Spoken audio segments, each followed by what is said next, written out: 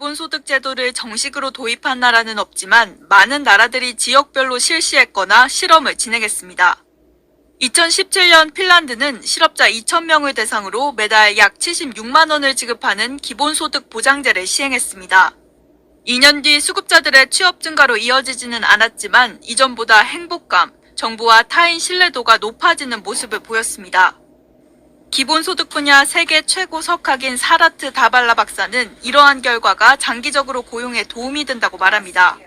It is a ground, a common ground. You raise the ground so that everybody is on one single solid ground and then you participate in the labor market.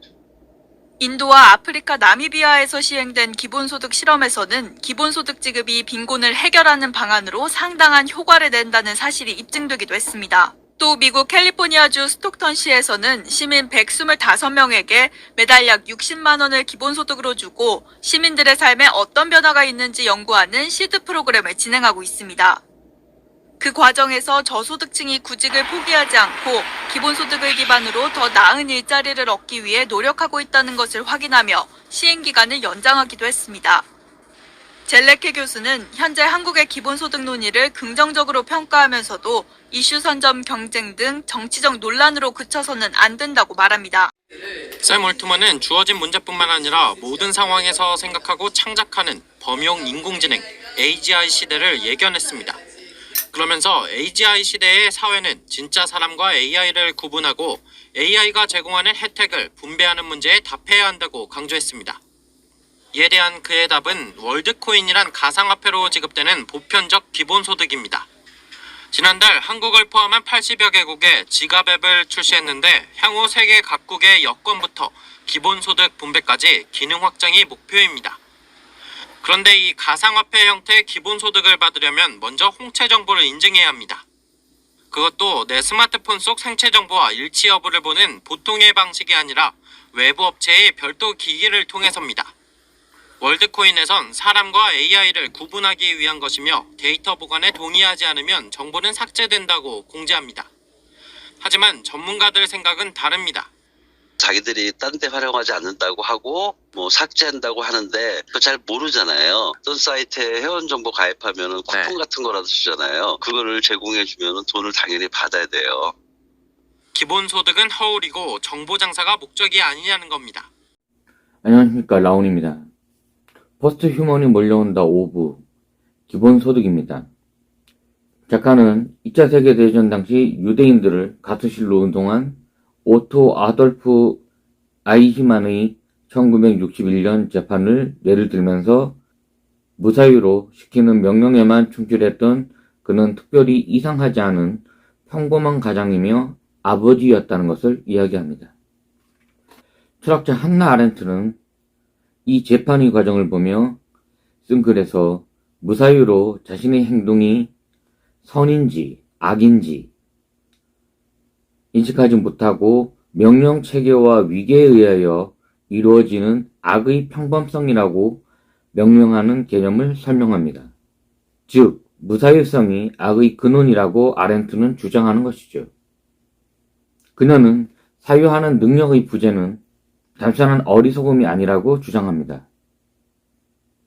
그러면서 AI 등장에 의한 자동화된 노동 현장에서 자신의 일에 대한 무사유는 더욱 강화되었다고 그 의미를 확장시키며 작가는 내용을 이어갑니다. 우리는 인간의 모든 활동을 노동이라고 부릅니다. 육체적 활동만이 아니라 정신적 노동도 이 개념에 속해 있고요. 현대사회는 임금 노동과 고용 중심 사회라는 것이죠. 자동화와 AI 기술의 발전은 인간의 일자리를 빼앗고 더욱더 혹독한 생존의 벼랑으로 내몰고 있다는 것이 현실입니다. 이런 기술들이 대신할 수 있는 업종의 직업이 사라지기도 하지만 새로운 직업을 만들기도 할 것이며 아예 인간만이 수행할 수 있는 간병, 간호, 육아, 건강관리 등은 여전히 유지될 것이라고 예상하고 있는 것이 일반적인 생각입니다.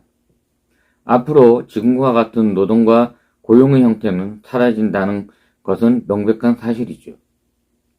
일의 결과만을 가지고 AI가 한 것인지 사람이 한 것인지 알 수 없는 단계에 이를 것이며 인간과 기계의 상호 협력적 작업에 기초하는 사회에 이미 와 있다는 것이 중론이라고 이야기합니다.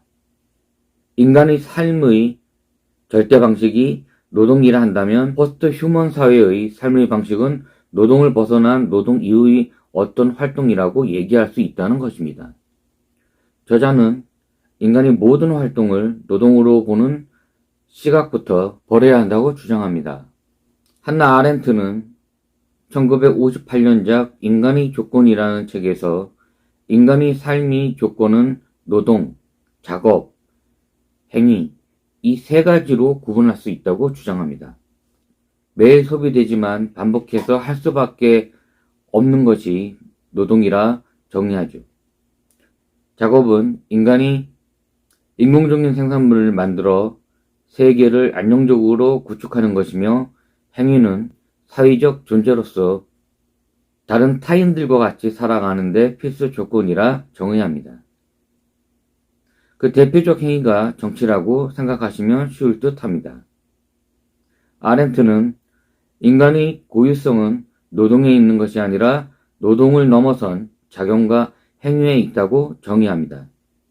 산업화 이후 인간의 모든 행동은 노동으로 환산되며 자본으로 평가되기 시작하였다는 것이죠. 인간 활동의 모든 결과물은 교환 가치나 시장 가치로 계산된다는 것인데 지속성과 한국성을 갖는 절대적 가치도 상품처럼 자본주의 사회에서는 소비된다는 것이 핵심 내용입니다. 현 활동의 모든 가치가 경제 논리로 이루어진다는 것이죠.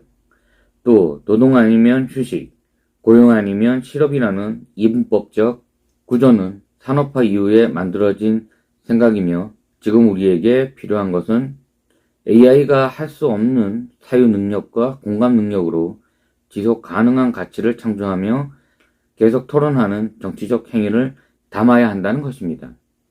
현대사회는 노동 중심 사회가 아닌 고용 중심 사회입니다. 인간은 고용되어야 살 수 있게 된 것이죠. 고용 중심 사회는 완전 고용을 통하여 모두에게 안정적 삶을 보장하는 것이 아니라 국민 모두를 노동자화하여 가난을 강화하는 방향으로 나아가고 있는 것이 현실입니다. 현대의 고용 중심 사회는 노동 그 자체도 아닌 상품 소비를 위한 돈을 벌고 소비 동물로 인간의 삶을 타락시킨다는 것입니다. 소비 자본과 미디어에 의한 충동적 소비는 고용된 상태에서만 가능하기 때문이죠. 고용된 노동은 앞에서 예를 든 것처럼 사람이 기계처럼 자신이 하는 일에 관하여 무사유 행위가 이루어지므로 더 이상 인간적 불가능한 상태를 의미합니다. 소비 자본주의와 디지털 자동화는 사용자 맞춤형 광고, 소비 촉진형 마케팅으로 우리 모두를 무사유의 소비 주체로 만들고 있습니다. 알고리즘은 기계의 정보 처리 절차입니다. 인간의 행위 방식이나 사고 방식을 컴퓨터의 논리에 맞춘다는 것을 의미합니다. 필수적 고용을 넘어 진정한 일을 하기 위하여 우리에게 필요한 것은 무엇일까요? 알고리즘에 반하는 비판적 사고와 지적 성찰을 통하여 무관심의 경제를 기여 경제로 변화시켜 나가는 것이 중요한 것이라고 작가는 이야기합니다. 기여 경제란 사람의 가치를 우위에 두고 사회 문제 해결 중심으로 생각하는 경제활동을 의미합니다. 고용이 사라지고 임금 노동이 불가능해진다면 어떻게 부를 분배할 것인가 라는 것이 문제가 됩니다. 스티브 글래트는 실업을 없애는 가장 좋은 해결책은 바로 고용을 없애는 것이라고 주장합니다. 사용 가치보다는 실용 가치 창출이 우선시 되어야 한다는 것이죠. 실용 가치는 이례적 상품으로 소비되는 노동 생산물에 붙는 것이 아니라 지속적이며 공유적 확장된 가치를 만드는 일의 생산물에 붙는다는 것입니다. 무관심의 경제는 경제와 소비만이 존재하며 지극히 개인적 개념이라면 기여 경제는 자신의 삶을 나누며 더불어 살아가는 사회를 지향하는 개념이라고 이야기할 수 있습니다. 기여 소득은 임금이나 실업수당 방식이 아닌, 즉 고용이 아닌 일의 관점에서 부를 분배하는 방식이라는 것이죠. 자신의 잠재력 발굴을 통하여 자신의 일을 찾아갈 수 있다는 점에서 스티글레르가 제안한 기여소득만이 아닌 현재 논의 중인 기본소득도 고려해 볼 수 있다는 것이죠. 기본소득은 국가가 개인에게 심사나 조건 없이 정기적으로 지급하는 생활비입니다. 스스로 생계를 유지하지 못하는 사람들에게 주는 생계보조금과 달리 노동 능력이 있건 없건 부자이건 아니건 누구에게나 동일하게 무조건적으로 지급하는 것을 전제로 하고 있습니다. 그 근간이 되는 개념은 예를 든다면 알래스카 땅과 땅 및 유전이 주민 모두의 것이라는 공유부에 대한 인식이 기본 배당금의 근거라는 것을 인정하는 것이 먼저 필요하다는 것이죠.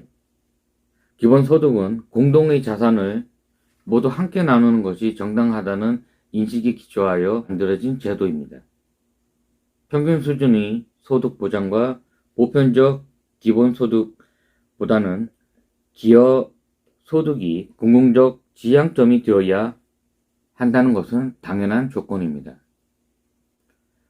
포스트 노동의 관점에서 기여소득과 기본소득의 의미는 고용을 벗어나 진정한 일을 할 수 있는 토대의 마련에 있습니다.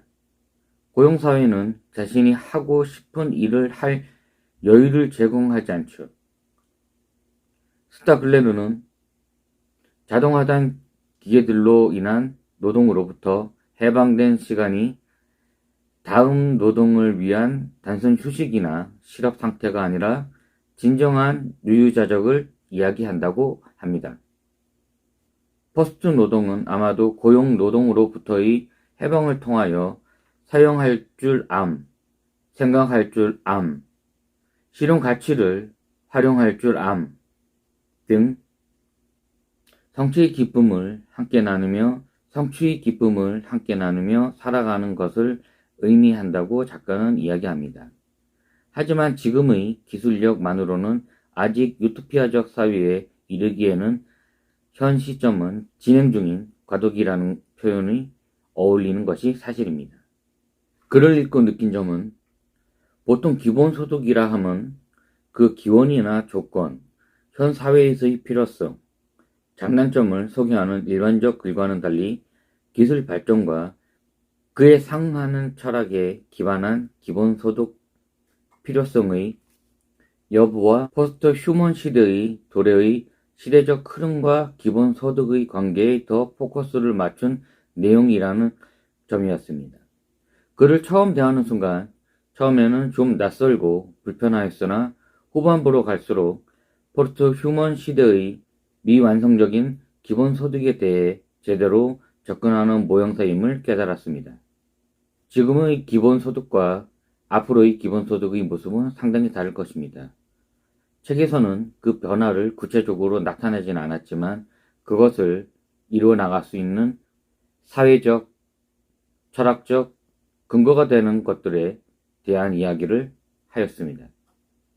우리는 이런 생각들을 바탕으로 앞으로 우리가 맞이하게 될 기본소득 시대에 관하여 기본소득의 의미와 도입되는 과정 속에서의 부작용을 제대로 파악하는 것이 우리가 이 책을 통하여 앞으로 기본소득에 관한 생각을 바꿀 수 있는 좋은 기회였으면 한다는 생각을 해보았습니다. 감사합니다. 라온이었습니다. 다음엔 더 좋은 내용으로 찾아뵙겠습니다.